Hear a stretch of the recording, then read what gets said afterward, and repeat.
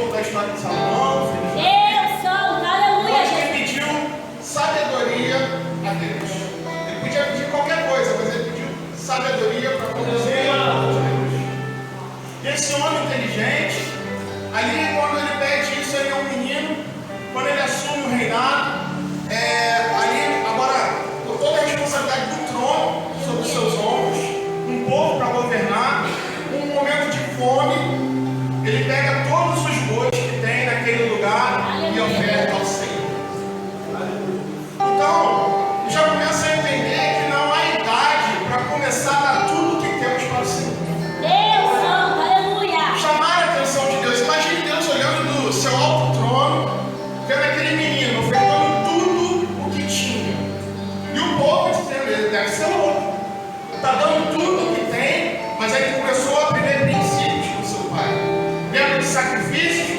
Que ele dava passos, sacrificava ao Senhor. Deus E aí, solta, eu creio aleluia. que a gente já começa a entender que a primeira doutrina, os princípios vem de casa. O que você tem ensinado na sua casa, o seu primeiro ministério. E agora esse homem sábio, ele era sábio, mas ele nunca deixou de ter conselheiros. Então não se garanta na sua própria astúcia. É sempre importante que andamos em três, e o cordão de 3 dobras é difícil de se quebrar. Não se garanta no seu próprio entendimento, no sentido do seu próprio entendimento. E aí esse homem agora, certo de que ele era um homem ungido de Deus, começa a fazer alianças com pessoas que não eram para fazer.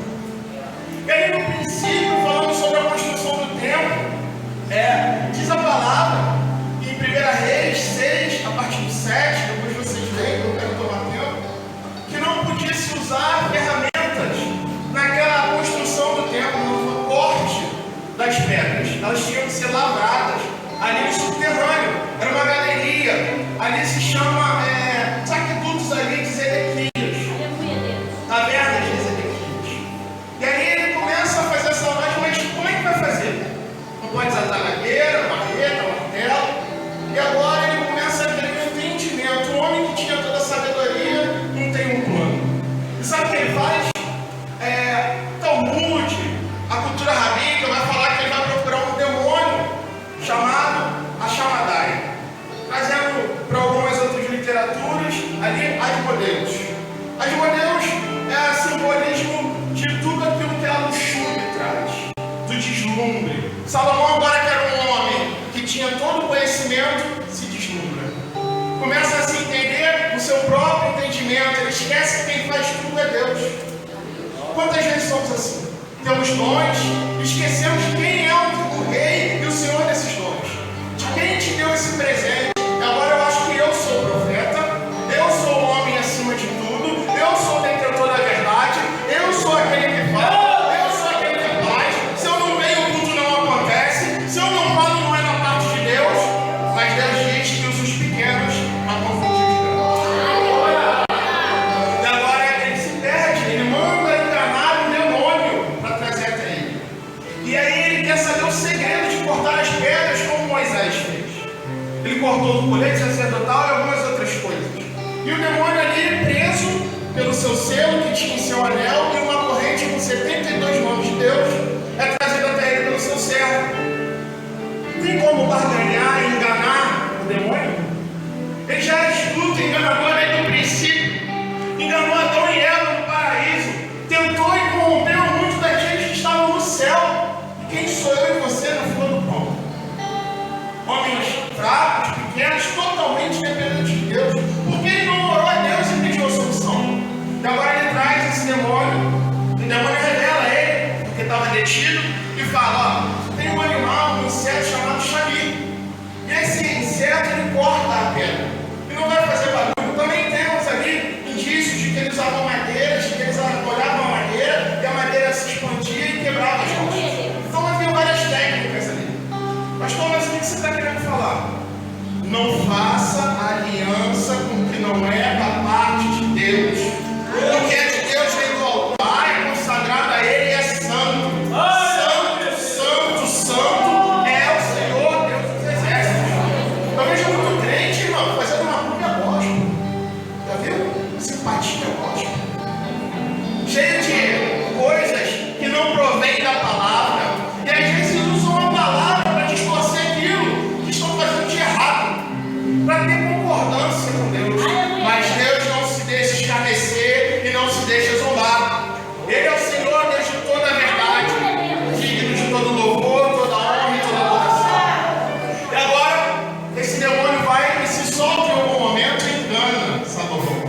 e ele toma o trono de Salomão.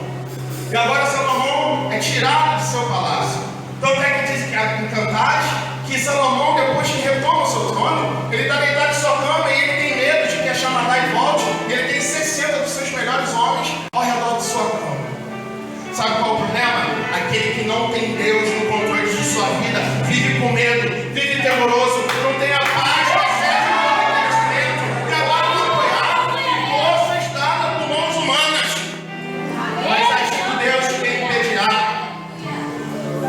Em vão você trabalha e faz tudo se o Senhor dos Exércitos não estiver contigo. Aleluia, Deus. E agora, nesse lugar que era tirado pedras para edificar o templo de Deus, é usado pela maçonaria. E agora as pedras que fundamentam as lojas maçônicas começam com as pedras que antes edificaram o reino e o propósito de Deus. Está vendo como um homem de Deus corrompido traz vergonha ao nome de Cristo e ao Evangelho? Sabe por quê? Eles falam assim, aí vai o homem de Deus. Mesmo que você esteja corrompido, a presença ainda continua contigo. Sabe por quê? Jesus sentou com Judas ao seu lado até o último momento, investindo nele. Você acha que comigo, contigo é diferente? Nós somos imagem e semelhança de Deus. Mas como nos damos ao pecado, nós somos sem imagem e semelhança do inimigo de Deus. E crucificamos Deus a cada dia, irmão. Cada vez que pecamos, nosso Senhor é crucificado e humilhado novamente. Porque o nome dele é escarnecido. Ué, não era crente? Não era pastor? Não era diácono? Não falava no nome de Deus? Não rodava no mistério? Não falava em línguas? E agora está no bar bebendo? Agora está se prostituindo? Agora está na casa de show? Cadê o Deus dele? Mas Deus não dorme. Deus é o mesmo sempre. Eu sem Deus não sou nada. Mas Deus sem mim continua sendo Deus. Então não deu para me engrandecer. Sabe o que eu tenho que me engrandecer? Glorificar e honrar o nome dele. Dá os pés dele todo santo dia dizendo: Tu és santo. Me modifica para que eu conheça a tua glória e entre no teu reino. Me trabalha, eu sou pó. Antes, você se perguntar por que os homens viviam tanto tempo antes. Um estudo diz que a matéria que vem do solo antes era rica em ouro, agora é rica em ferro. Está mudando os valores daquilo que constitui o homem, como foi dito o pastor. Antes, o vaso tinha propriedade, vaso de honra, de ouro, de prata. Agora está perdendo a essência, o homem está perdendo o seu valor. Agora é ferro. Ferrugem come, não tem valor algum, é muito pouco, não tem resistência. O homem está perdendo a sua resistência. Qualquer coisa faz o crente desviar. Tropeçou, já é o motivo de não estar na igreja. Ouviu uma palavra dura, mas não quer mais congregar, não quer mais ouvir o seu pastor. Você sabe que esses homens e mulheres pagam alto preço? E no dia do grande juízo, no trono branco, o Senhor abrirá um livro e falar: o que foi feito dos meus?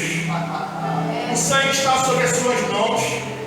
Cadê o Robson? Cadê a Sabrina? Cadê os pastores? Cadê todo aquele que entreguei na tua mão? Porque eu disse que nenhum deles ia se perder. Jesus fez uma grande coisa: cumprir a vontade do Pai. E se nós temos que seguir os passos de Cristo, o que eu e você temos feito? Estamos seguindo as pisaduras do Mestre. Sabia que na cultura dele, judaica, aquele seguidor, o discípulo mais honrado, era o que era coberto pela poeira que saía dos pés do Mestre. Aleluia, Deus. Você tem que ser coberto com a poeira dos pés que saem de Cristo. Aquele que está mais próximo, é aquele que se inclina ao ombro como João e escuta o barulho do coração. Ele revela tudo aos seus santos profetas, mas para revelar tem que ser santo antes de profeta.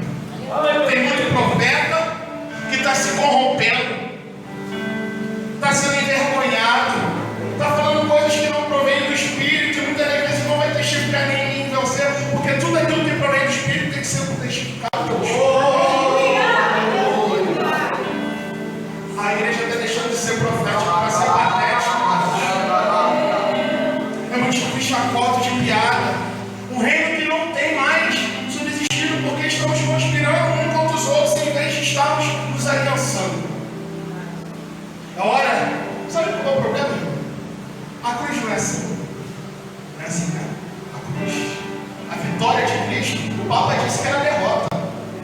a vitória de Cristo. A busca é o começo da vitória de Cristo. A gente quer ter relação assim, né, com Deus, mas não quer ter relação assim com nossos irmãos. A cruz é isso, irmão. Toma a tua cruz diária. Pensando que eu o Filho do Homem não tem onde reclinar a sua cabeça. Acumule tesouro nos céus, irmãos. Jesus tem nos chamado para ser sal e luz. Ele diz: eu sou a luz, eu sou a luz infinita. Mas eu peguei esse título, eu peguei essa essência e transmiti a vocês que são imagem e semelhança. Para finalizar, eu queria falar que quando os anjos estão diante do trono, eles estão cobrindo os seus rostos. Está cobrindo seu rosto com as suas asas, o corpo e os pés. Eu creio que eles estão olhando para baixo. Santo, santo, santo. Ninguém pode ver a glória de Deus e permanecer. Mas sabe onde eles veem a imagem e semelhança de Deus? Quando eles olham lá para baixo, na última hierarquia, vindo os querubins, os serafins e tudo aquilo.